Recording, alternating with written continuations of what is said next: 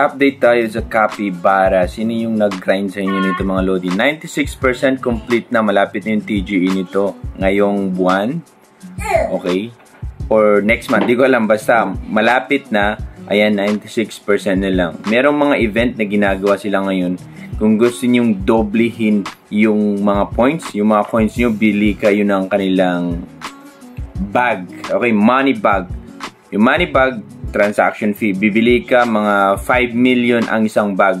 Pero pag i-open mo, pwedeng maging 10 million, pwedeng maging 6 million. Okay? At pwedeng madoble yung allocation nyo. Syempre, kailangan mo bumili sa SU na token. Okay? So, yan yung update natin ng Capybara. Pwede pa kayong humabol mga Lodi, yung mga nag-start, nag-grind.